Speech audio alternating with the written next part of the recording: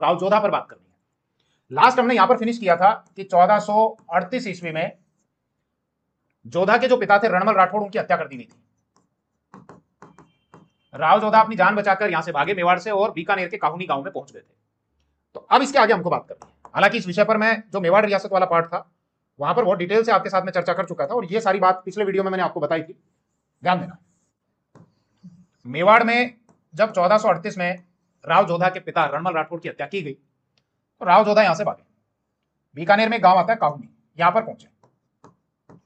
मेवाड़ की जो फौज है वो भी इनका पीछा कर रही थी, पीछे करते करते आई, लेकिन जब ये बहुत दूर निकल गए राज्य की सीमा से, काहुनी गांव पहुंच गए, तो ये मेवाड़ की फौज रुक गई रास्ते में और राठौड़ों की जो राजधानी थी मंडोर, मंडोर पर कब्जा कर लिया। राव जोधा ने बहुत प्रयास किए वापस मंडोर पर अधिकार करने का। वो हर बार आते, अटैक करते, मेन मंडोर पर अटैक करते राव जोधा, लेकिन सफल नहीं हो पाते, वापस उनको पराजित होकर पीछे जाना पड़ता। मेवाड़ रियासत जब मैंने पढ़ाई थी तो वहां बहुत डिटेल से आपके साथ में बात की थी, थोड़ा सा फिर बता देता हूं बात को।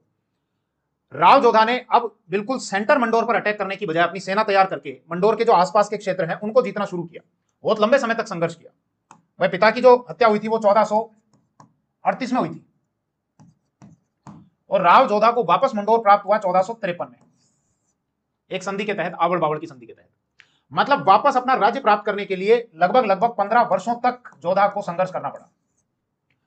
जोधा इसमें गलती करते हैं कि मेन मंडोर पर वो अटैक करते और मंडोर पर अधिकार हो नहीं पाता, तो स्ट्रेटेजी में बदलाव किया। पहले आसपास के गांवों को, क्षेत्रों को जीतना शुरू किया। मेवाड़ में इस समय महाराणा कुंभा का शासन, ये महाराणा कुंभा, जोधा ने महाराणा कुंभा के कुछ व्यक्तियों को अपनी तरफ मिलाया और अब जब जोधा सैन्य रूप से शक्तिशाली हो गए, महाराणा कुंभा भी अलग अलग मोर्चे पर युद्धों में बिजी थे, जिसकी हम बात कर चुके मेवाड़ रियासत में।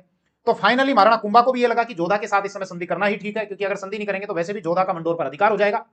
इसके अलावा जोधा की जो दादी साथ थी हंसाबाई, सॉरी, कुंभा की जो दादी साथी हंसाबाई, जो राव जोधा की बुआ थी, उन्होंने भी मध्यस्थता की और इस कारण मारवाड़ और मेवाड़ के बीच में, मतलब महाराणा कुंभा और राव जोधा के बीच में एक संधि होती है 1453 की, जिसको आवड़ बावड़ की संधि कहा जाता है। और इस आवड़ बावड़ की संधि के द्वारा जोधा को वापस मंडोर मिल जाता है।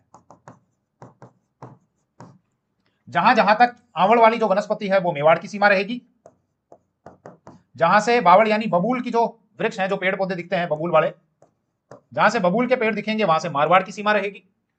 और राव जोधा ने इस रिलेशन को और अच्छा बनाने के लिए भी अपनी पुत्री श्रृंगार कंवर